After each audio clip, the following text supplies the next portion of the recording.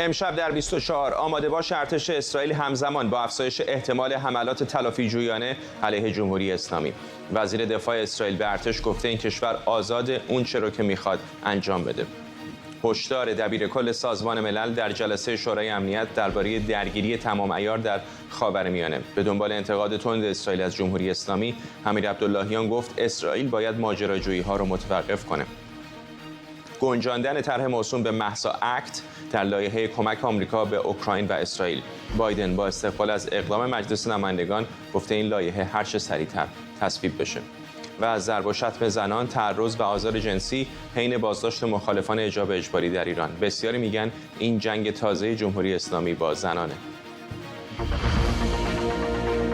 از واشنگتن دی سی این 24 است با فرداد فرحزاد. بینندگان ایران اینترنشنال در ایران و سراسر جهان سلام و وقت بخیر. 5 روز بعد از حمله موشکی و پهپادی ایران به خاک اسرائیل، ارتش این کشور در آماده باش کامل به سر میبره و منتظر دستور کابینه جنگ برای انجام حمله تلافی‌جویانه علیه ایرانه.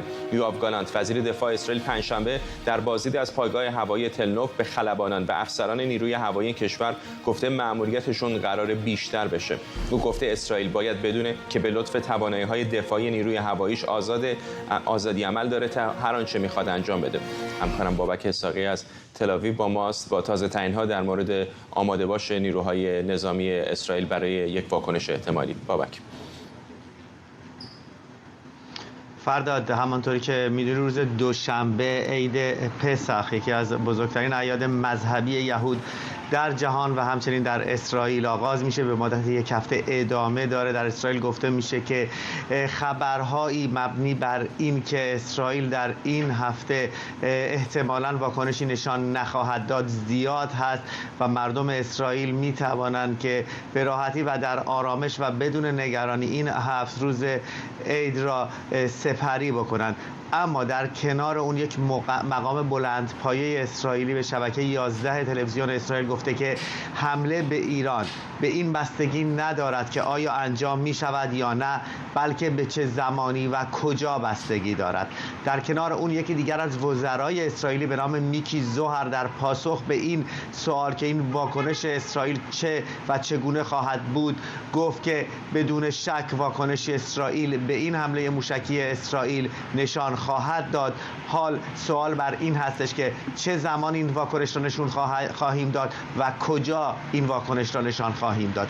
اما نخست وزیر اسرائیل بنیامین نتانیاهو و دیگر مقامات اسرائیلی پیام‌های اطمینان بخشی به همتایان خودشون در جهان ارسال کردند و گفتند که پاسخ اسرائیل به جمهوری اسلامی ایران متعادل و حساب شده خواهد بود. همچنین رسانه‌های اسرائیلی میگویند که کشورهای عرب منطقه اونها هم با ارسال پیامی به اسرائیل اعلام کردند که می‌خواهند در صورت حمله ایران یک بیروز رسانی به از اسرائیل دریافت بکنند و اونها را اسرائیل در جریان بذاره. همچنین میگویند که دولت بایدن در حال بررسی استفاده از مکانیزم ماشه یا بازگشت سریع هستش که به اون امکان میدهد تا در مدت کوتاهی تعداد زیادی تحریم ها را علیه اسرائیل انجام بده. در کنار اون وزیر خارجه اردن هم گفته که همانطور که حمله ایران را که ما را به خطر میانداخت متوقف کردیم، اگر حمله اسرائیل را نیز ما را به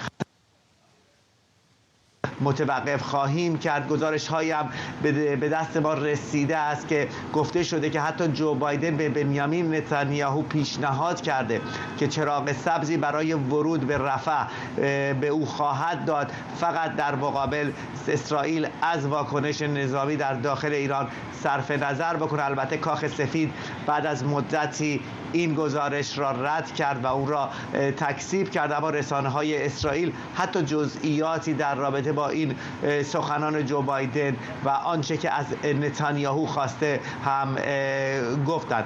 همچنین در همین حال گفته شده که در داخل اسرائیل خودشون را برای واکنش اسرائیل آماده می‌کنند و تلاش بر این هستش که هم پشت جبهه اسرائیل آماده بشه و هم سربازان اسرائیل در این رابطه آماده باشند، با اینکه هنوز دستور رسمی از ستاد فرماندهی پشت جبهه نرسیده، اما در اسرائیل بدون شک یک آرامش قبل از طوفان احساس میشه. در داخل خود فضای سیاسی اسرائیل نظرها نسبت واکنش به ایران چه است؟ میدونم که دست کم یکی از اعضایی که از حزب‌های دست راستی مخالفت کرده و گفته بهتر از آمریکا امتیاز بگیریم تا به ایران حمله کنیم.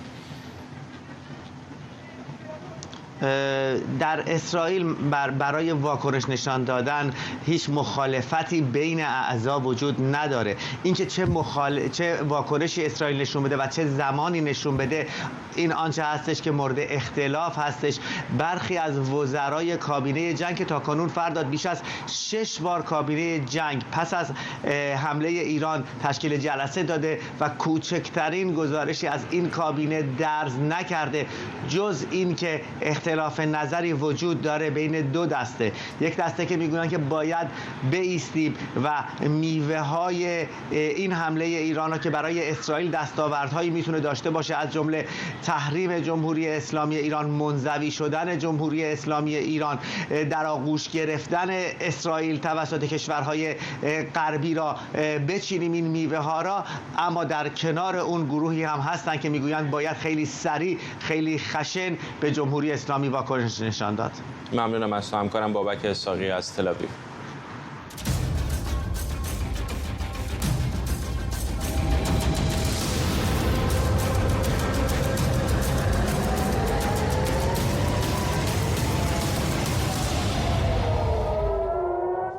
تصاویر زنده داریم از نیویورک، مقر سازمان ملل متحد و جلسه شورای امنیت سازمان ملل متحد. در حال حاضر ناصر کامل دبیر کل اتحادیه مدیترانه داره صحبت میکنه.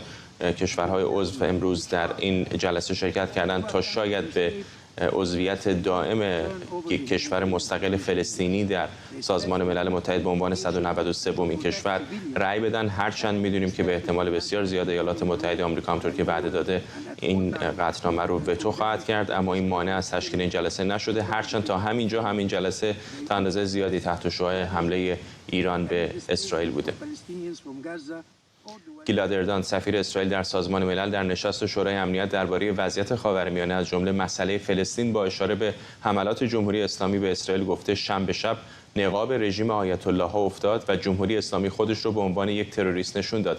نمایندگان دائم 48 کشور جهان در سازمان ملل متحد هم با انتشار بیانیه مشترکی حمله شنبه شب جمهوری اسلامی به اسرائیل رو محکوم کرده و اون رو آخرین نمونه از اقدامات خطرناک و بی‌ثبات کننده جمهوری اسلامی دونستند. رابرت وود نماینده آمریکا در سازمان ملل هم در این نشست گفت تعهد واشنگتن به امنیت اسرائیل آهنین. جلسه شورای امنیت ساعتی پیش برای رسیدگی به اوضاع خاورمیانه و بررسی درخواست فلسطینیان برای ارتقاء عضویتشون به عنوان یک کشور مستقل آغاز شده. سفیر فلسطینیان هم خواستار این شده که سازمان ملل به عملی شدن راه حل تشکیل دو کشور مستقل فلسطینی و اسرائیل کمک کنه. حسین امیرعبداللهیان وزیر خارجه ایران در این نشست گفت حمله شنبه شب جمهوری اسلامی به اسرائیل کاملا ضروری بود چون گزینه دیگری وجود نداشت. مسلماً در صورت هر گونه استفاده رژیم اسرائیل از زور و تعرض به منافع ایران، جمهوری اسلامی ایران در استیفای حق ذاتی خود در دادن پاسخ آنی، قاطع و قوی به آن و پشیمان ساختن قطعی و کامل این رژیم لحظه‌ای تردید نخواهد کرد.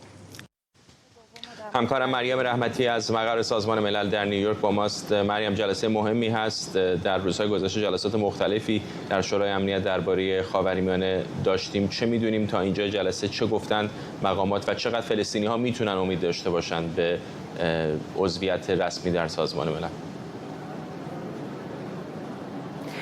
جلسه امروز بر 3 موضوع مهم متمرکز بود. یکی موضوع آتشبس بشردوستانه در نوار غزه که کشورها دوباره برش تاکید کردند بعد از اینکه 2 هفته قبل شورای امنیت سازمان ملل با قطعنامه 2728 از در واقع آتشبس فوری در نوار غزه حمایت کرده بود برای اولین بار.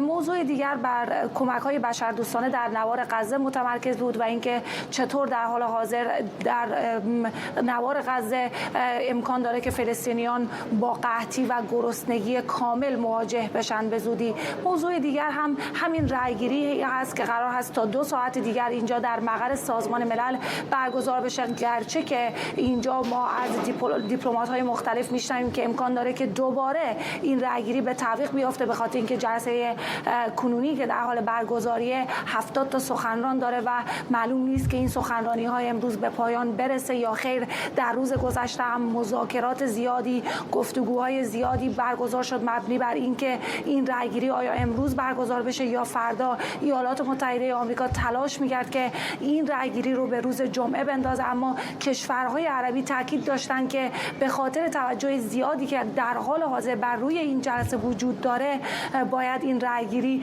امروز پنجشنبه صورت بگیره. اما ما از دیپلمات ارشد ایالات متحده آمریکا اینجا در مقر سازمان ملل شنیدیم که ایالات متحده آمریکا از این قطعنامه در واقع حمایت نخواهد کرد. میدونیم که در شورای امنیت باید هر قطعنامه 9 رأی مثبت داشته باشه تا بتونه به تصویب برسه و این در صورتیه و مشروط بر اینه که 5 عضو دائمی شورای امنیت این قطعنامه رو یا این پیشنویس قطعنامه رو در واقع وتو نکنن. ولی ایالات متحده آمریکا میگه که باید راه حل دو کشوری، ایجاد کشور فلسطین در کنار اسرائیل با مذاکرات مستقیم 2 کشور در واقع اتفاق بیفته و اینکه حالا فلسطین عضویت کامل سازمان ملل رو به دست بیاره هیچ مشکلی رو حل نمیکنه. اما حضور امیر عبداللهیان در این جلسه هم بسیار بحث برانگیز بود و حواشی زیادی داشت و من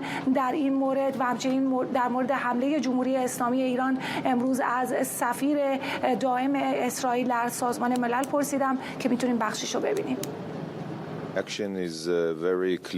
واکنش من بسیار روشن و ساده است. این واقعیت که ایران میتواند روز شنبه با بیش از 300 موشک و پهپاد به سمت شهرها و غیر نظامیان ما در اسرائیل حمله کند و وزیر ترور آقای عبداللهیان در روز پنجشنبه برای صحبت درباره امنیت خاورمیانه اینجا بیاید تا سخنرانی کند یک شوخی است. این ثابت میکند که شورای امنیت و این سازمان به یک شوخی تبدیل شده، چون انگار هر دیکتاتور و تروریستی میتواند اینجا بیاید تا جرائم خودش را توجیه کند و من به شدت از این وضعیت متاسفم. اینکه نماینده دائم جمهوری اسلامی در شورای امنیت میگه ایران در خاورمیانه هیچ نیروی نیابتی نداره هم یه شوخیه. این یه شوخیه، چون همه میدونن که ایران برای سالها در حال پرداخت پول مسلح کردن و آموزش دادن به سازمان‌های تروریستی نه تنها در خاورمیانه بلکه در سراسر جهانه، از جمله حوثی‌ها، حزب الله و حماس. ما تمام اطلاعات محرمانه و امنیتی رو با متحدان خودمون به اشتراک گذاشتیم و اونها همگی میدونن که ایران برای سالها در حال حمایت مالی از سازمان‌های تروریستی مثل حماس بوده و این برای من خیلی دردناکه که مردم ایران در اصفهان و در سایر شهرها که حتی با کمبود آب روبرو هستند رنج میبرند، اما رژیم آیت الله پول کافی برای حمایت از تروریست‌ها در سراسر جهان رو داره. مقامات جمهوری اسلامی میگن هر واکنشی به حملات اونها نشون بدیم بار بعد حمله شدیدتری به اسرائیل میکنن. در مورد واکنش اسرائیل باید بگم ما در مورد تصمیمات امنیتی خودمون اطلاعیه عمومی نمیدیم و این تصمیمات امنیتی ما فقط بر اساس منافع و دفاع از مردم اسرائیل اتخاذ میشه و چگونگی عمل ما در این مرحله و در این مورد هم مثل همیشه خواهد بود.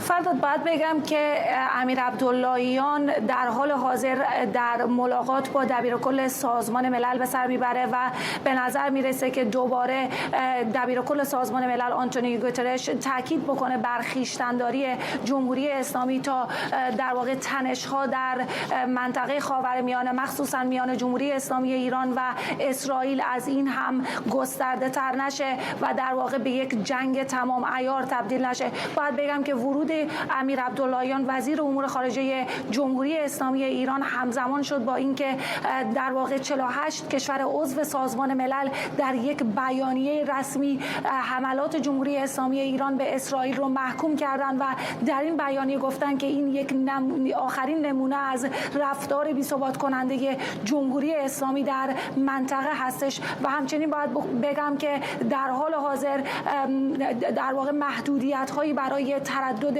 امیر عبداللهیان در نیویورک وضع شده از سوی وزارت خارجه آمریکا و او تنها میتونه بین سازمان ملل، هتل ملنیوم که محل اقامتش هست و نمایندگی جمهوری اسلامی ایران در سازمان ملل که در خیابان دوم منهتن قرار داره فقط رفت و آمد بکنه. فرداد. ممنونم از تو مریم رحمتی، خبرنگار ما از مقر سازمان ملل در نیویورک. وزیر خارجه آلمان گفته در جریان نشست وزرای خارجه کشورهای عضو گروه 7 در ایتالیا این اعضا در حال بحث در مورد اقدامات بیشتر درباره جمهوری اسلامی هستند. دولت اسرائیل از تصمیم اتحادیه اروپا برای تشدید تحریم‌ها علیه ایران استقبال کرده. آقای کاتس گفته تحریم‌ها گامی مهم برای کشیدن نیش ماره. پیشتر شارل میشل رئیس شورای اروپا اعلام کرده سران اتحادیه اروپا با تحریم‌های جدید علیه برنامه‌های پهپادی و موشکی ایران به دلیل حمله جمهوری اسلامی به اسرائیل موافقت کردند.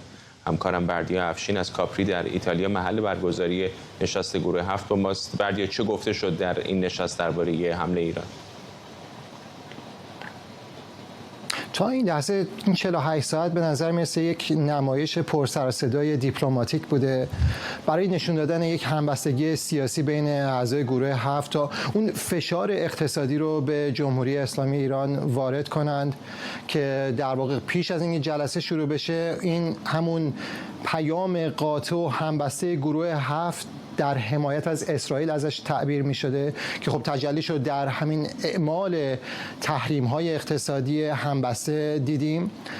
اونها می گفتن که حمله به اسرائیل از سوی جمهوری اسلامی غیر قابل قبول محکومش کردن و بارها تکرارش کردن. رهبران گروه 7 بودن که 24 ساعت هم طول نکشیده بود که سریعا واکنش نشون دادن، جلسه ویدیویی برگزار کردن، در اون اعلامیه محکوم کردن و خب اینجا اون قدم‌های عملی رو برداشتند در یک همایشی که جنبه سیاسی داره بیشتر. قدم عملی رو برداشتن و اون تحریم‌ها رو علنی کردن، تحریم‌ها رو در واقع اون کشوری که این کارزارهای دیپلماتیک رو رهبری می‌کرد، ایالات متحده آمریکا، همزمان با بریتانیا تحریم‌های جدیدی رو ازش رونمایی کردن که در ماهیت همشون شبیه به هم ممکنه در جزئیات با هم متفاوت باشن و این تحریم‌هایی که گفته شده که چرخه تولید و توزیع پرتابه‌های نظامی ساخت جمهوری اسلامی ایران رو هدف میگیره و که نه فقط اجازه بدن که جمهوری اسلامی نتونه این رو تولید کنه، که نتونن توزیعش کنن، اون رو به دست روسیه برسونن که در جنگ با اوکراین استفاده میکنه ازش و یا به دست نیابتی‌هاشون برسونن. اما همونجوری که گفتم قرار بوده که این تحریم‌ها به شکل همبسته اعلام بشه، اما تحریم‌ها همزمان اعلام نشده. انتظار میره که اتحادیه اروپا روز دوشنبه تحریم‌هایی با همین ماهیت در حمایت از اسرائیل اعلام کنه. این تحریم‌ها رو اونها گفتن در جلسه جامبو خوندنش روز دوشنبه در لوکزامبورگ احتمالاً رونمایی میکنند، چون به گفته مقامات اروپایی که اینجا حاضر بودند این در اجلاس گروه 7 فرصتی برای اونها نیست که به اون اجماع برسن بر سر اون تحریم‌ها رو بعد از جلسه وزرای خارجه به همراه و وزرای دفاع اتحادیه اروپا روز دوشنبه اعلام میکنن و خب انتظار هم میره که کانادا هم که از اعضای گروه 7 تحریم‌هایی رو وضع کنه در حمایت از اسرائیل و در محکومیت از ایران. ژاپن در این بین کشوری است که به صورت یک جانبه تحریمی اعمال نمیکنه. فردا روز آخر نشست انتظار داریم که سند پایانی امضا بشه که همبستگی سیاسی گروه 7 رو در اون ببینیم برای محکومیت جمهوری اسلامی ایران به حملهش به اسرائیل. ممنونم از تو بردیا افشین، خبرنگار ما از کاپری ایتالیا محل برگزاری نشست گروه 7. آمریکا و بریتانیا در واکنش به حمله جمهوری اسلامی به اسرائیل تحریم‌های جدیدی رو علیه عوامل تولید پهپادها در ایران اعمال کردند. وزارت خزانه‌داری آمریکا پنجشنبه با انتشار بیانیه‌ای نوشته که این تحریم‌ها 16 فرد و 2 نهاد رو که امکان تولید پهپاد از جمله موتورها برای پهپادهای شاهد رو برای جمهوری اسلامی فراهم می‌کنند تحریم کرده. این وزارتخانه گفته اشخاص تحریم شده به نمایندگی از نیروی قدس سپاه پاسداران با تولید کنندگان پهپاد همکاری می‌کنند. بریتانیا هم 7 فرد و 6 نهاد دیگر رو که گفته شده در انجام فعالیت‌های منطقه‌ای بی‌ثبات کننده از جمله حمله مستقیم به اسرائیل با جمهوری اسلامی همکاری کردند تحریم کرده. با توجه به رفتار ایران در حمایت از حوثی‌ها، حزب الله، حماس و البته وضعیت وحشتناک حمله به اسرائیل، کار درستی است که ما با شرکامون اقدامات بیشتری در مورد تحریم‌ها انجام بدیم. کاری که بریتانیا امروز انجام داد، تحریم 13 شخص و نهاد برای اضافه کردن به 400 تحریمیه که ما اعمال کردیم. رفتار ایران غیر قابل قبوله و کشورها اینجا در گروه 7 گرد اومدن که این کار رو نه تنها به خاطر آنچه ایران انجام داده، بلکه به عنوان پیامی به اسرائیل انجام دادن. اینکه ما می‌خواهیم نقشمون رو در داشتن یک استراتژی هماهنگ برای مقابله با تجاوز ایران که ما به وضوح علیه اسرائیل در آخر هفته دیدیم انجام بدیم. امید معماریان روزنامه‌نگار و تحلیلگر سیاسی از دیترویت با ما. آقای معماریان، فراتر از موضوع سمبولیک واقعا این تحریم‌های جدید چه تأثیری میتونه داشته باشه رو برنامه‌های پهپادی و موشکی ایران؟ نظرم تحریم‌های بسیار مهمی هست. یکی از دلایلش این هستش که یک گروهی از کشورهای بسیار قدرتمند در انجام دادن این تحریم‌ها مشارکت دارن. یعنی ایالات متحده خیلی راحت تونسته که متقاعد بکنه انگلستان و بقیه شرکا و متحدان خودشون رو که این تحریم‌ها لازم هست و میرن روی بدنه فنی و تجاری و درست شدن این پهپادها و این بخش از صنایع نظامی ایران که میتونه که به حال نقش تعیین کننده داشته باشه در دراز مدت. اگه دقت کنیم به اون چیزی که وزارت خزانه‌داری آمریکا منتشر کرده، اون بیانیه‌ای که منتشر کرده، اولا نشون دهنده دانششون هست از صنعت پهپادی جمهوری اسلامی و صنایع نظامی جمهوری اسلامی و اینکه با جزئیات بسیار زیادی رفتن دنبال شرکت‌ها و به هر حال نهادها و افرادی که در این صنعت نقش دارن. خب این موضوعی هستش که اگر اجرایی بشه و ایالات متحده اراده نشون بده برای اجرایی کردن این تحریم ها به همراه متحدان خودش، میتونه که در دراز مدت فلج بکنه این بخش از صنایع نظامی جمهوری اسلامی. با توجه به اینکه وقتی شما نگاه می‌کنید به مواردی که در تحریم ها ذکر شده و وقتی برگردیم به سابقه تحریم هایی که در طی سالهای گذشته انجام شده، وقتی که هر چیزی که در واقع در خصوص این پهپادها و این موشک‌ها، هر کسی که کمک کرده به یک قسمتی از ساخت این موشک‌ها پهپادها میتونه که با تحریم مواجه بشه و این میتونه از شرکت‌های بزرگی مثل فولاد خوزستان در برابر تو خودروسازها تا شرکت‌های کوچیک تجاری، بنابراین و دانشگاهی، یعنی دانشگاه‌هایی که در خصوص مواردی دارن تحقیق میکنن که ممکن استش که یک جوری به یک شکلی در این صنایع نظامی مورد استفاده قرار بگیره. بنابراین وقتی شما نگاه کنیم به دامنه این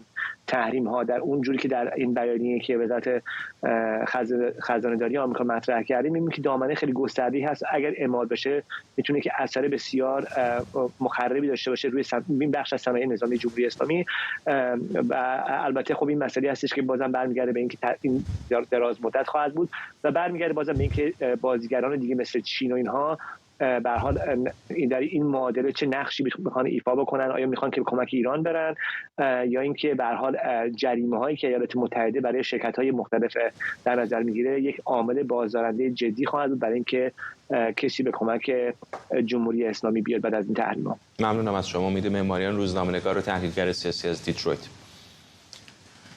گروهی از ایرانیان ساکن واشنگتن دی سی شنبه 20 آوریل اول اردیبهشت دور هم جمع میشن تا مخالفتشون رو با جنگ اعلام کنن. سیامک آرام تحلیلگر سیاسی و دانشیار دانشگاه علم و فناوری هریسبرگ اینجا در استودیو با ما. آقای آرام، میدونم که شما هم دارید این تظاهرات رو ترتیب میدید. چه از پیام شما دقیقاً نگرانیتون چیه؟ آره، هم تظاهرات ضد جنگ نه به جنگ هست و نه به جمهوری اسلامی در مقابل دفتر حافظ منافع جمهوری اسلامی در واشنگتن دی سی. در واقع این دو تا پیام همزمان با هم هستش. تدارک این بر ما هم به دلیل شرایطی که در منطقه یا ایران ممکنه پیش بیاد، ممکنه ما مجبور شیم سریع اکشن بگیریم. اینم از اون دسته برنامه‌ای بود که مجبور شدیم واکنش داشته باشیم. مهمانا رو یا هم حتی از کشور افغانستان، سوریه و فعالین اوکراینی در حال گفتگو باشون هستیم، برای اینکه اونها هم تجربه مشترک جنگ رو داشتن و هم نقطه اشتراکمون باشون نه علیه جمهوری اسلامی هست. اونها هم آسیب دیدن مردمشون و کشورشون هم از جنگ هم از جمهوری اسلامی. حالا جالبه چون بخشی از اپوزیسیونی که مخالف جمهوری اسلامی هستند کم و بیش دارن حمایت میکنن از یک واکنش احتمالی اسرائیل. شما اما روی کردتون اینه که مخالف واکنش اسرائیل هستید. من فکر میکنم باید از این دریچه، چون الان تحلیل‌های مختلفی وجود داره، به هر حال جنگ ما فکر کنم تقریبا هم نسل هستیم، تجربه کردیم زمان بمباران‌ها در داخل ایران رو در شهرهای مختلف. جنگ اگر اتفاق بیفته که مطلوب جمهوری اسلامی و سپاه و علی خامنه‌ای است، وضعیت فعلی زندگی مردم و معیشتی و اقتصادی رو که بهبود نمیده، توسعه پایدار که نمیاره، همینی که هست رو بدتر میکنه، محدودتر میکنه، خارج از این اضطراب و فشار و در واقع جانهایی که ممکنه از دست بره، وضعیت اقتصادی و وضعیت به خصوص جامعه مدنی و سیاسی رو هم محدودتر میکنه، اونا رو زیر ضرب بیشتر قرار میده. همین الان میبینیم که به بهانه در واقع احتمال جنگ یا درگیری، جمهوری اسلامی خیابون‌ها رو به بهانه باز هم حجاب ولی مانور سیاسی رو شروع کرده برای سرکوب، برای اینکه نگران از اتفاقات داخل. من فکر می‌کنم جنگ اون آثار مخربش رو داره و کسی نمیتونه اینو پیش بینی کنه که اگر کشوری حمله بکنه یا اتفاق نظامی بیفته لزوما جمهوری اسلامی سقوط میکنه، میتونه برعکس بشه، مثل جنگ 8 ساله میتونه به تثبیت رژیم در واقع کمک کنه. دلیلی که رژیم در واقع در پی بحرانسازی و جنگ طلبی و امنیتی کردن وضعیت ایران هست از این دست است. ولی در این حال نگران نیستید که در خلأ یک پاسخ اسرائیل به جمهوری اسلامی اتفاقات این چنینی رویکردهای منطقه جمهوری اسلامی برای حمله به کشورهای دیگه و ایجاد بی‌ثباتی میتونه بیشتر بشه؟ میگم این فقدان فعالیتایی که کشورهای دموکراتیک و غربی به خصوص آمریکا در این مدت باید میکردن در همراهی با اعتراضات در داخل ایران، خیلی زودتر از اینا به جای اینکه اون مبالغ هنگفت رو در اختیارشون قرار بدن، به جای اینکه بعضی از این تحریم‌ها رو که رو سیستم‌های نظامی و امنیتی رو اشخاص سیاسی بوده رو محدودیت‌ها رو کاهش بدن، اونها رو افزایش میدادن، این کمک میکرد که مردم داخل بتونن در واقع اون اعتراضات رو به پیش ببرن. من فکر کنم خیلی زودتر از اینا و خیلی اقدامات دیگه ای رو در واقع غرب میتونست دنبال بکنه که به وضعیت مطلوب جمهوری اسلامی که این وضعیت هست، یعنی ایجاد بحران، تسلطش رو داخل، تمام وضعیت جمهوری اسلامی رو باید از دریچه تغییر و تحولات سیاسی داخل ایران ارزیابی کرد. چه واکنشش به اسرائیل، چه واکنشش به غرب، چه تمام نیروهای نیابتی و چه اتفاقاتی که داخل ایران میفته به دلیل ترس رژیم از اعتراضات در داخل. الان هم که می‌بینیم همزمان که داره با دنیا در واقع در سر جنگ داره، داخل ایران رو هم شمشیر رو از رو بسته، برای اینکه اصل نگرانیش در داخل ایران. ممنونم از شما سیامک آرام، تحلیلگر سیاسی و دانشیار دانشگاه علم و فناوری هریسبرگ اینجا در استودیو با ما.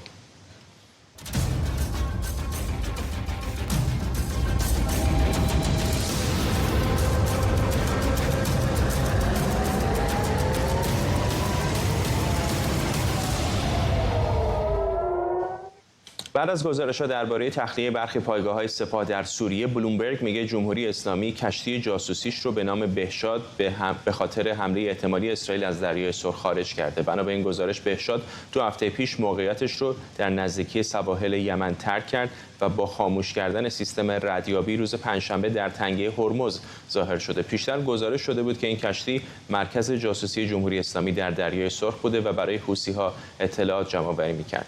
ABC نیوز هم به نقل از یک مقام ارشد آمریکایی که گفته اسرائیل بعد از عید پسح ممکنه به ایران پاسخ بده، دیروز گزارش داد برخی مقامات جمهوری اسلامی و سپاه پاسداران در خانه‌های امن و تأسیسات زیرزمینی به سر میبرند.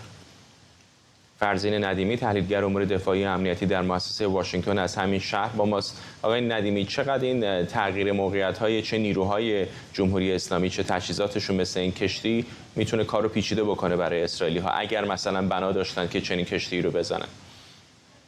خب شاید کار برای خودشون پیچیده تر بشه تا برای اسرائیلی‌ها، به خاطر اینکه از سال 1396 ایران یک کشتی در این محدوده نگه می داشت به صورت استاتیک، در ابتدا به اسم ساویز بود تا سال 1400 که 17 فروردین 1400 که در ادامه اون جنگ دریایی که بین اسرائیل و ایران بود. اگه خاطرتون باشه اون زمانی بود که ایران نفتکش‌های بزرگ سوپر تانکر به سوریه میفرستاد برای اینکه در پالایشگاه بانیاس نفتشون پالایش بشه و به مصرف دولت سوریه و همینطور حزب الله لبنان برسه. مرتب این نفتکش‌ها عازم اونجا بودن و اسرائیل هم یک کمپین شروع کرد که با استفاده از همین درون‌های انفجاری بتونه جلوی اینا رو بگیره. چندین حادثه هم برای لوله‌های انتقال نفت زیر دریایی سوریه اگه خاطرتون باشه اون موقع پیش اومد. در همون راستا این زد و خوردهایی که پیش می اومد، خب نقش کشتی ساویز خیلی پررنگ‌تر شد از زمانی که شاید ما برای اولین بار بود که در مطلبی در مورد نقش ساویز در جنگ داخلی یمن اشاره کردیم. ساویز اصولاً یک کشتی بود به عنوان کشتی اسلحه خانه‌ای که معمول هست در شرکت‌های دریایی، شرکت‌های امنیتی دریایی چنین کشتی‌هایی در جای مختلف در مسیرهای کشتیرانی دارن تا این گاردهای امنیتی اونجا جابجا بشن، اسلحه‌هاشون رو تحویل بدن چون بعضی جاها نمیتونن با اسلحه برن و این تیم‌های امنیتی کشتی‌ها اونجا جابجا بشن بین کشتی‌های عبوری.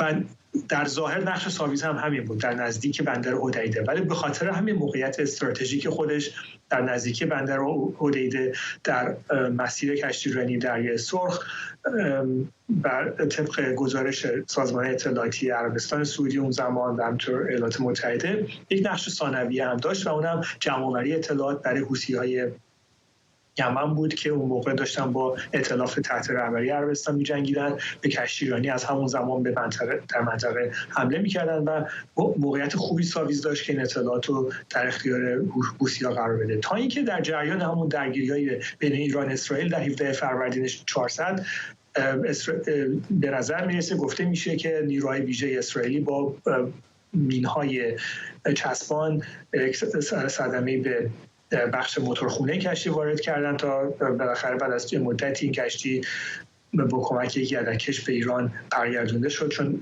تعمیرات سنگین نیاز داشت و بهشاد 4 ماه بعد جای اون رو گرفت. حالا بهشاد که همون مشخصات ساویز داره، همون سایز، همون شکل 23,000 تن، از اون زمان همین ماموریت رو بر عهده می‌گرفته، هم یک ماموریت در ظاهر مشروع تیم برای امنیت دریایی هست، برای جابجایی تیم‌های امنیتی و همینطور هم جمع‌آوری اطلاعات رو از همون زمان ادامه داده و حالا که این از نوامبر گذشته که حوثی‌ها درگیر جنگ غزه شدن و خیلی نقش بهشاد مهمتر شد، در چندین مورد جابجا شد به خاطر تهدیدهای امنیتی که احساس می‌کرد. یه مدتی در نزدیک منطقه جنوبی‌تر در آب‌های جنوبی‌تر خلیج عدن حرکت می‌کرد و حالا که به طور کامل منطقه رو ترک کرد، به نظر میرسه احساس تهدید عمده‌ای می‌کردن چون درست بعد از 3 روز بعد از انفجار دمشق احساس کردن شاید ممکنه نوبت بعدی نوبت بهشاد باشه. ممنونم از شما. فرزین ندیمی تحلیلگر امور دفاعی امنیتی در مؤسسه واشنگتن. مایک جانسون رئیس مجلس نمایندگان آمریکا در اقدامی غیرمنتظره 2 طرح مربوط به افزایش تحریم‌ها علیه جمهوری اسلامی رو به لایحه کمک‌های خارجی به اوکراین و اسرائیل اضافه کرد. این 2 طرح شامل قانون مهسا و قانون کشتیرانیه که در صورت تصویب در سنا شخص علی خامنه‌ای و بنادر و پالایشگاه‌هایی که نفت ایران رو حمل یا فراوری اون رو ممکن میکنه تحت تحریم ایالات متحده قرار میده. با این اقدام رئیس مجلس نمایندگان آمریکا جو بایدن در پستی در شبکه اجتماعی اکس ضمن استقبال از این تصمیم گفته مجلس نمایندگان و سنا باید با سرعت این لایحه رو تصویب کنه و بعد از اون او فوراً این قانون رو امضا میکنه تا به گفته او ایالات متحده در همراهی با جهان اجازه نده روسیه و جمهوری اسلامی موفق باشن. همکارم آرش شلایی از کنگره آمریکا با ماست. چقدر آرش این تنش فعلی بین ایران و اسرائیل کمک کرد که این لایحه‌ها تصویب سریعتری پیدا بکنه؟ ببین هنوز که تصویب پیدا نکردن. قرار است که آقای مایک جانسون امروز اعلام بکند که در طول در واقع قوانینی که قرار است مطرح بکنند، یه چند تا قوانینی امروز قرار است مجلس روش تصمیم بگیرد.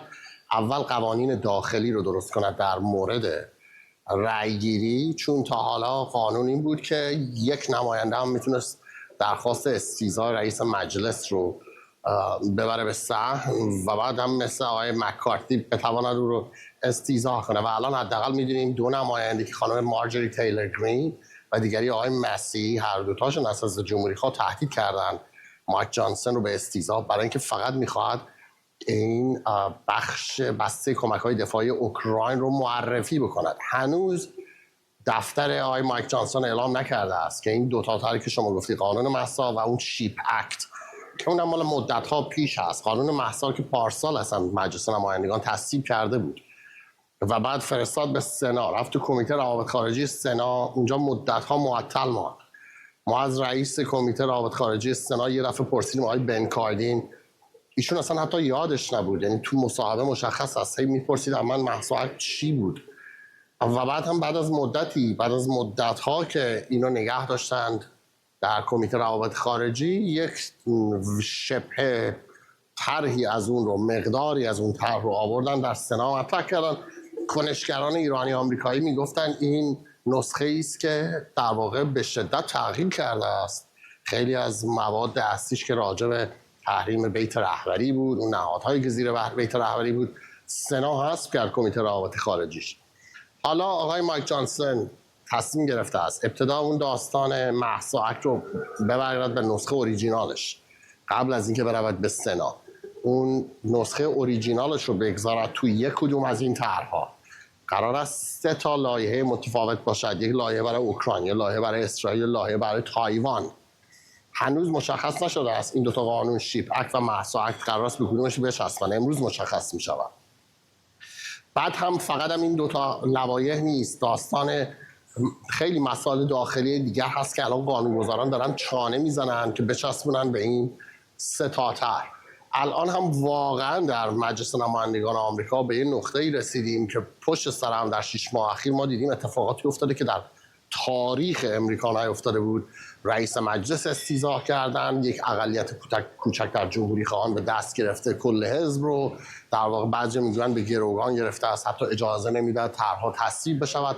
اونم در بین دموکرات‌ها الان راجع به اسرائیل تقریبا همین مسئله به وجود آمده است. حداقل در 2 مصاحبه که من دیروز با دموکرات‌ها داشتم، هر دو به نوعی از سیاست بایدن در قبال اسرائیل حمایت کردند. بنابراین امروز مهسا اکت تکلیفش مشخص می شود. اگر قرار باشه به هر کدوم از این بسته ها بچسبه، اون وقت روز شنبه قرار است روش رأی گیری بشه. با این حال زمزمه هایی وجود دارد که همین امروز نمایندگان تندرو حزب جمهوری خواه روند استیضاح مایک جانسون رئیس مجلس رو کلید بزنند. اگر اون اتفاق بیفتد که اصلا کل داستان به هم میریزد، حتی شنبه هم ممکن است ما رأی گیری نبینیم.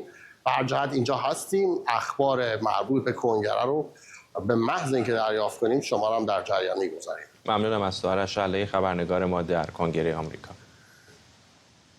اینجا در استودیو هم کامران خانساری نیا با من هست، دبیر سیاستگذاری اتحادیه ملی برای دموکراسی در ایران یا نفتی. آقای خانساری نیا، ممنونم که دعوت ما رو پذیرفتید. میدونم مدت طولانی دارید تلاش میکنید برای این قانون مهسا یا مهسا اکت. چقدر فکر میکنید که این تحولات اخیر منطقه داره بهتون کمک میکنه برای تصویب احتمالیش؟ مرسی از دعوتتون، خوشم که باتون باشم.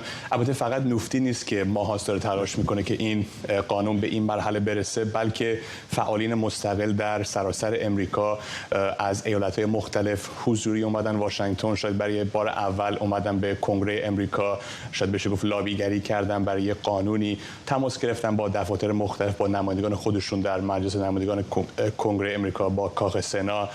خیلی‌ها نقش داشتن در این گام تاریخی. البته یه سری گام هنوز مونده، ولی اتفاقای چند روز گذشته، چند هفته گذشته به نظر من بار دیگه ثابت کرده که اهمیت آوردن فشار کافی بر جمهوری اسلامی چیست. این قانونی که قانون مهسا بهش چسبیده شده دیروز در مجلس نمایندگان امریکا یک قانونی بود برای حمایت مالی از اسرائیل و اوکراین و فکر میکنم که آقای مایک جانسون سپیکر آف the هاوس فهمیده که شاید خودش قبلا فهمیده بوده، ولی خب با اتفاقای هفته گذشته یه بار دیگه براشون ثابت شده که جمهوری اسلامی هم داره به هر حال خطری رو به وجود میاره برای دولت امریکا، برای اسرائیل و برای اوکراین و برای همینی که این قانون مهسا رو اضافه کرده به لایحه دیروز. اگر اشتباه نکنم شنبه به رأی میذارن، درسته؟ چقدر امیدوارید؟ من خیلی امیدوارم، به خاطر اینکه آقای جانسون فکر میکنم اکثریت اعضای مجلس نمایندگان امریکا متوجه این قضیه هستن که جمهوری اسلامی چه خطریه برای نه فقط مردم ایران، اونش که سالها همه دارن میگن که مردم ایران رو چجوری باشون رفتار میکنن، از شکنجه تا زندانی کردن فعالین داخل مملکت تا تجاوز در زندان تا الی آخر. ولی کم کم داره به هر حال روشن میشه برای سیاستگزاران در خارج ایران، در غرب، در امریکا، در اروپا که این خطر جمهوری اسلامی محدود به مرز ایران نیست، به مرز اروپا رسیده با همکارای شما، به امریکا رسیده با شهروندای ایرانی آمریکایی و به هر حال یک کاری باید کرد و امیدواریم که این قانون تصویب بشه، نه فقط شنبه بلکه هفته بعد از اون در کاخ سنا، بعد به در واقع میز ریاست جمهوری. حدس میزنم این احتمالاً اولین تجربه شما در نفتی هم برای به نتیجه رسوندن یک لایحه این چنینی هست دیگه. چقدر فکر می‌کنید راه رو براتون هموار کرد و در این مسیر چه چیزایی یاد گرفتید که شاید بهتون کمک بکنه برای لوایح بعدی؟ خیلی یاد گرفتیم، نه فقط ما در نفتی، ولی فکر می‌کنم جامعه ایرانی آمریکایی در واقع یک تجربه مشترکی بود برای همه ما. بار اولی که خیلی همونطور که عرض کردم اومدن واشنگتن، اومدن پیش نمایندگانشون، با دفاتر آشنا شدن، با مشاورین ارتباط برقرار کردن. اینجا لازمه که تشکر بکنم از خیلی از دفاتر نمایندگان کنگره و مشاورینشون، از جمله آقای ژیوی وان که یه زمانی گروگان جمهوری اسلامی بود در ایران که ایشون الان تو کنگره امریکا کار میکنن، نقش کلیدی در رسوندن قانون مهسا به این مرحله ایفا کردن و خیلی های دیگر. و واسه ما در نفتی کلا واسه جامعه ما یک درس خیلی خوبی بود، خیلی چیزا یاد گرفتیم. این تازه اول کاره، خیلی قوانین دیگری هست، خیلی کارهای دیگری هست، طرحهای مختلف سیاست ما به عنوان حمایت حد اکثری از مردم ایران، کار زیادی مونده که باید بیاریم به کنگره برای حمایت از مردم ایران. و یه چیز دیگه، این یک نه فقط پیروزی بود برای جامعه ایرانی آمریکایی، برای گروه‌ها مثل نفتی و خیلی‌ها که زحمت کشیدن، یه شکست بزرگی بود برای لابی جمهوری اسلامی. خیلی از آدم‌ها که سال‌هاست تو شهر واشنگتن پروپاگاندای جمهوری اسلامی بردن به سناتورها، به نمایندگان کنگره، این یه شکست بزرگی بود براشون. اون سازمان معروف که خیلی‌ها میگن لابیست جمهوری اسلامیه، به هر حال به طور خیلی خیلی شدید علیه قانون مهسا لابیگری کرده. قانون مهسا چیست؟ قانون مهسا تحریم حقوق بشری علیه شخص علی خامنه‌ای و شخص ابراهیم رئیسی و منسوبین دفاترشون. چه کسی میتونه با همچین قانون مخالفت بکنه؟ ولی این سازمان‌ها، این افراد مخالف این اقدام بودن و اینه که به این مرحله رسیدیم. یه پیروزی بزرگی برای جامعه ایرانی آمریکایی و شکست بزرگی برای گروه‌های یا وابسته به جمهوری اسلامی یا گروه‌هایی که حرف اونا رو در کاخ سنا و مجلس نمایندگان آمریکا میزنن. خیلی ممنونم از شما کامران خانسارینیا، دبیر سیاستگذاری اتحاد ملی برای دموکراسی در ایران یا نفتی، اینجا در استودیو با. مرسی از شما. گزارش‌ها حاکی از تداوم و گسترش برخوردهای خشونت‌آمیز نهادهای انتظامی، امنیتی و قضایی جمهوری اسلامی برای تحمیل حجاب اجباریه. بر مبنای همین گزارش‌ها بخشی از زنان بازداشت شده در تهران به اداره آگاهی، کلانتری‌ها و مرکز مبارزه با مواد مخدر در خیابان نیلوفر منتقل شدند. یک دختر 19 ساله به ایران اینترنشنال گفته در بازداشتگاه از دادن رمز تلفنش خودداری کرده و یکی از ماموران لباس شخصی در حضور 2 مامور زن و مرد پلیس با باتون به سینه‌ها، دست‌ها و پاهای او ضربه زده. دختر 17 ساله دیگری به ایران اینترنشنال گفته ماموران در زمان دستگیریش او را با الفاظ رکیک جنسی خطاب قرار دادند.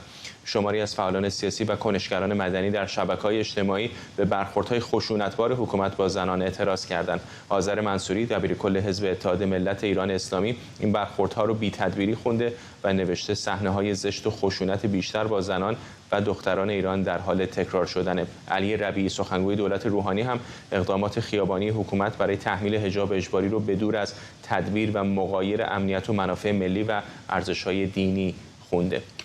جمعی از نواندیشان دینی در بیانیه سرکوب زنان مخالف حجاب اجباری رو بی‌آبرویی حکومت خوندن. اونها در بیانیه نوشتن حکومت از جنگ تن به تن با زنان دست برداره. اونها همطور نوشتن که مقاومت مدنی زنان ایران مهار نشدنیه.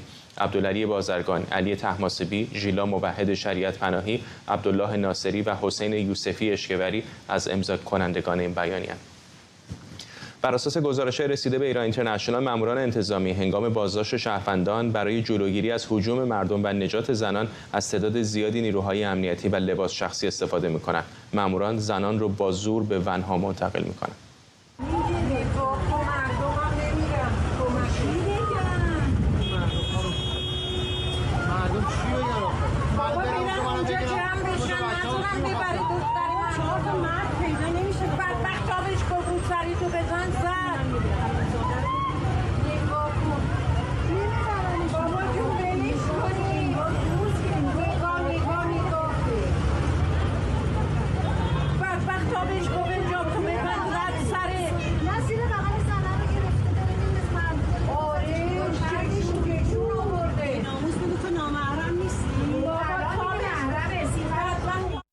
همکاران من در بخش رسانه‌های اجتماعی ایران اینترنشنال از مخاطبان خواستن نظراتشون رو درباره نحوه برخورد نهادهای حکومتی با زنان مخالف حجاب اجباری با ما به اشتراک بذارن. ببینید، در طول تاریخ ما بیبی مریم ها داشتیم، فاطمه سپهری ها داریم و جوونه هایی که در حال رشدن. خواستم به این جمهوری اسلامی اعلام بکنم شما نمیتونید در برابر زن ایرانی، زنی که رگ و ریشش با مبارزه پیوند خورده، مبارزه بکنید. در نهایت زن ایرانی برنده است، زنی که بچه تربیت میکنه. تا کجا شما میخواین برین جلو؟ شما اینقدر ضعیفید که حتی از روسری زنای ما میترسید. شما خیلی وقت قافیه رو باختید. زور علکی نزنید، چه ارزشیا، چه شما نظامیا، چه سپاهیا گند زدید. شما برید انگلزاده های خودتون رو که لخت و اور دارن توی اروپا و آمریکا فیلم و چه میدونم کلیپ میدن بیرون جمع کنید. بچهای ما دارن زندگیشون رو میکنن. 44 سال زندگی رو از بچهای ما گرفتید. ببین، جمهوری اسلامی یه جنگی رو با زنان و مردان این سرزمین را انداخته که مطمئنم در آخرش شکست میخوره. این جنگ رو تو شروع کردی جمهوری اسلامی، ولی ما تمومش میکنیم. این دفعه دیگه با دفعات دیگه فرق میکنه. مردم دیگه همه با هم همبستگی دارن، همه همدیگه رو درک میکنن، همه از دست شماها شاکیان. پیروز قطعی این میدان این دفعه مردان و زنان شجاع این سرزمین هستن.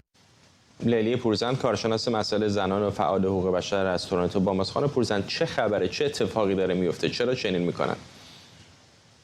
من فکر میکنم که جمهوری اسلامی به سیم آخرش زده. مثل یک سیستم پوسیده‌ای هستش که آخرین تلاشاشو داره با خشونت بی‌رویه، با این میزان وسعت و خشونتی که خب در سالهای 60 ما بخشش رو دیده بودیم در اون دهه، ولی در این دوران واقعا غیر عادی هست یک همچین میزان خشونتی. و من فکر میکنم که یک عصبانیت و خشم سنگینی از باختن این مبارزه 45 ساله با زنان ایران و مقابله تن به تن باهاشون، بعد از به خصوص انتشار گزارش کمیته حقیقتیاب و بعد تمدید 1 ساله کار کمیته و همزمان شدنش با این مسائل به هر حال پیچیده سوق‌الجشی منطقه و حمله به اسرائیل، یعنی همه اینها دست به دست هم داده که این مثل یک وحشیگری رو از درون این نظام به بدترین شکلش و به عریان‌ترین شکلش داره به نمایش میذاره. مطمئنا زنان ایران دفعه اولشون نیست که این خشونت ها رو دارن تجربه میکنن، ولی اینکه در چشم همگان و در واقع جلوی دوربین های دنیا داره این کار رو میکنه، من فکر میکنم که از سستی، از خشم و اینکه دیگه هیچ چیز دیگه ای نداره که از دست بده. فکر میکنید این شرایط جنگی داره به کمک جمهوری اسلامی میاد یا کار رو داره براشون سخت‌تر میکنه؟ من فکر کنم که این شرایط جنگی رو خب طبیعتا خود جمهوری اسلامی برای خودش ایجاد کرده در واقع در طول همه این 44 سال و به خصوص در این سالهای اخیر.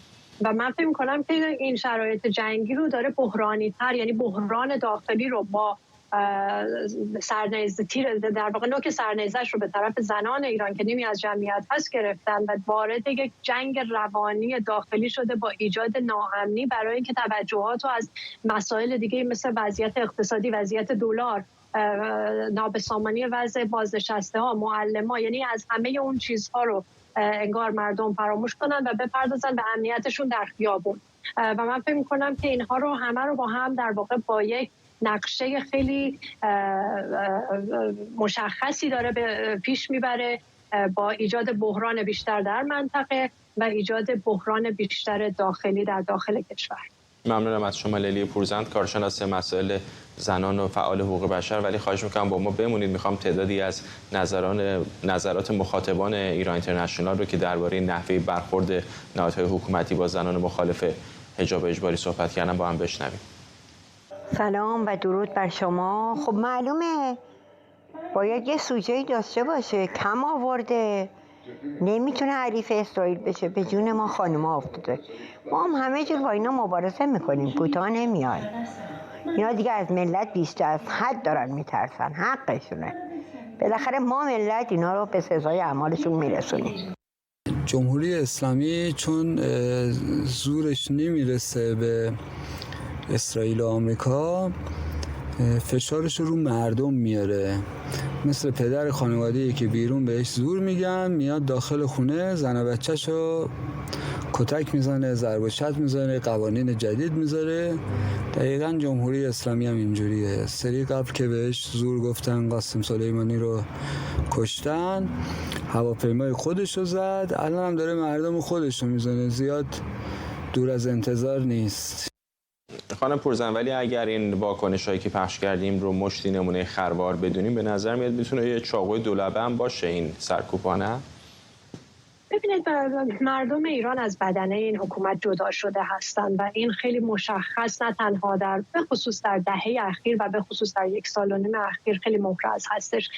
این حکومت هیچ جایگاه مردمی نداره و فقط این حکومت با زور شکنجه و کشتار و زندان هستش که همین مقدارم سر پا مونده و طبیعتاً این میزان بیرحمی و خشونتی که در جریان هست و واکنش‌هایی که در سطح جامعه داره اتفاق میفته، من فکر میکنم که اون چیزی رو که اونا میخوان مثلا ایجاد بحران بکنن در جامعه، اتفاقا همون شمشیر دولبه‌ای هست که در یک نقطه تاریخی مثل همون قتل مهسا جینا امینی به صورت خیلی شدید و فراگیرتر از قبل گریبان خودش رو